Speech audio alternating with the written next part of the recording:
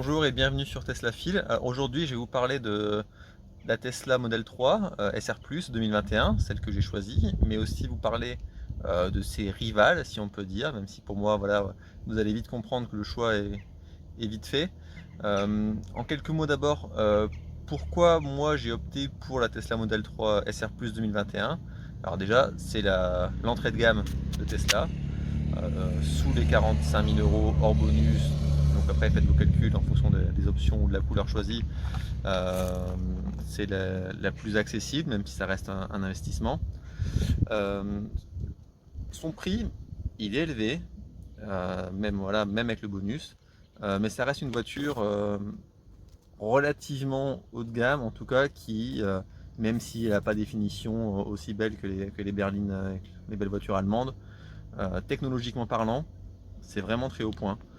Alors ça va des choses très importantes, comme bien sûr l'autopilote qui assiste véritablement à la conduite, aux petits détails comme mettre sa clim ou le chauffage à distance avant d'entrer dans le véhicule. C'est toutes ces petites choses, technologiquement parlant, chez Tesla, ils sont bons.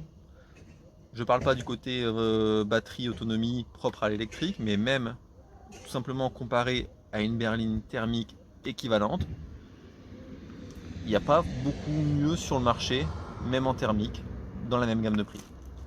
Tout se fait depuis l'application ou presque, ou depuis l'écran central, la tablette.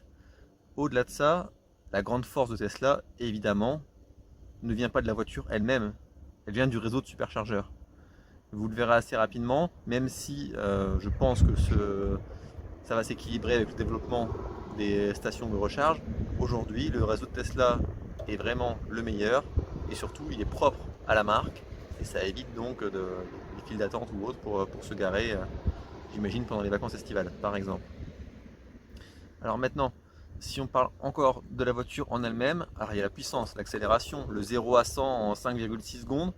On peut se demander bon à quoi ça sert, mais sans être un fanat de vitesse, tout simplement pour s'insérer sur l'autoroute, pour redémarrer, voilà, quand on est arrêté, quand on sort d'agglomération ou autre. C'est des choses qui sont tout simplement agréables au quotidien. C'est facile, c'est fluide, et on n'a pas à se prendre la tête pour dire ah est-ce que je vais pouvoir doubler ou est-ce que je vais pouvoir réaccélérer.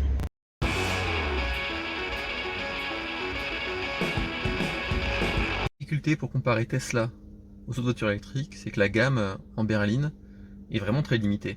Il y en a très peu. Alors je vais vous parler de la Nissan Leaf. Alors si on regarde un peu la Nissan Leaf qu'on voit ici sur la tablette, le prix indiqué, peu qu'on veuille vraiment certaines technologies, certains équipements comme la Tesla, on commence à être vraiment très très proche du prix final de la Tesla. Demain, il y aura la Ioniq. Alors Ioniq, modèle de Hyundai qui devient un peu une marque à part entière.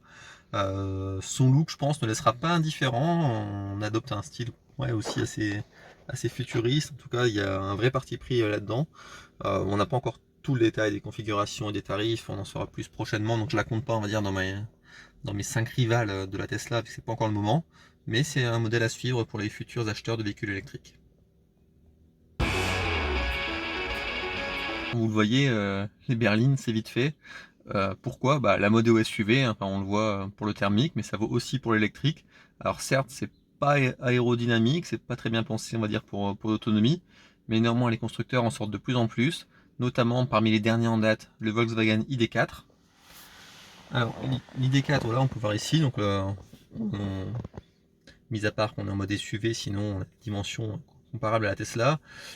Prix 45 000 euros, on peut donc avoir on va dire presque équivalent à la Tesla. Vu comme ça, on est au-dessus du juste prix pour le bonus écologique, mais j'imagine qu'on peut évidemment le négocier.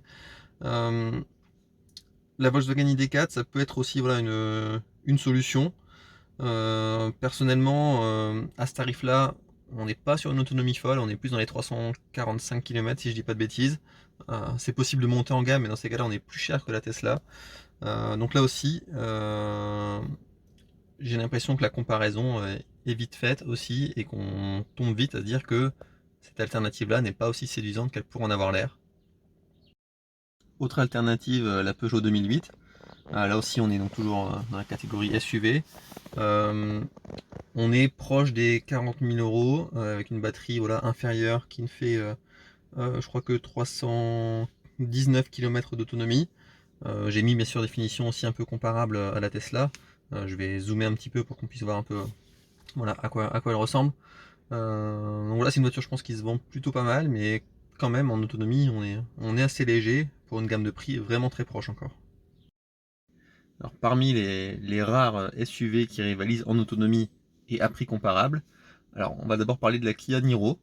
Alors la Kia Niro, moi elle m'a fait hésiter au départ vu que on arrive à un prix effectivement qui est un peu moins cher que la Tesla quand même. On la retrouve à 37 000 euros. Le rapport qualité-prix semble assez séduisant. On monte quand même voilà, le prix à partir d'eux, mais à 43 000 euros hors bonus. 37 000 euros, donc c'est bien sûr c'est après bonus, pour des équipements à peu près équivalents, même si technologiquement on n'est pas au niveau comme la Tesla, mais c'est une alternative quand même qui a le mérite d'exister. Il y en a une deuxième qui est assez proche, c'est le Hyundai Kona. Alors je vais vous le montrer. Alors voilà, la Hyundai Kona, on est assez proche de la Niro dans le style petit SUV urbain.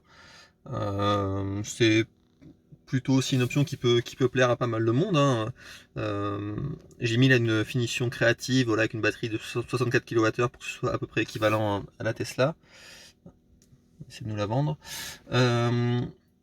Au final, le prix remisé, il est un peu trompeur ici parce qu'il prend en compte aussi une remise de Hyundai, une prime à la conversion, un bonus écologique. Bon, le prix de base c'est 44 000 moins 7 000 de bonus. Après, ça dépend effectivement des reprises ou des remises supplémentaires que vous arriverez à obtenir, mais on va dire en prix fixe plus déduction, enfin moins déduction du bonus à 37 000 euros. Voilà, là aussi le rapport qualité-prix semble honnête.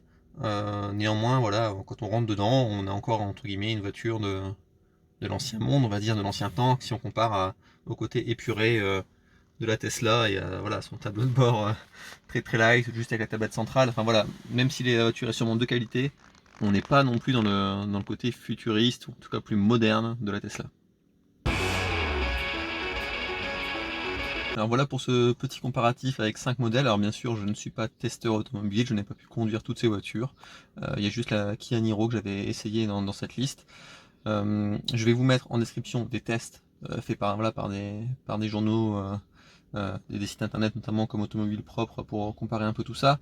Moi je voulais vous donner simplement mon avis et mes réflexions sur pourquoi la Tesla Model 3 SR Plus 2021 est pour moi le meilleur choix dans cette gamme de budgétaire là et par rapport à ses performances.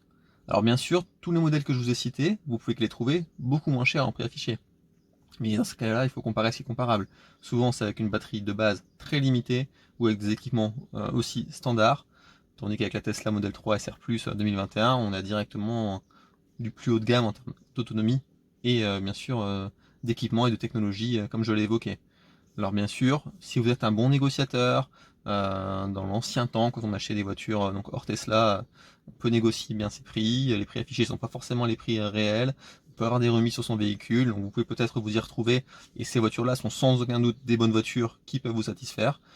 N'hésitez pas à me dire pourquoi vous préférez tel ou tel modèle électrique dans cette même gamme de prix. Les commentaires sont faits pour ça et j'en échangerai avec plaisir avec vous.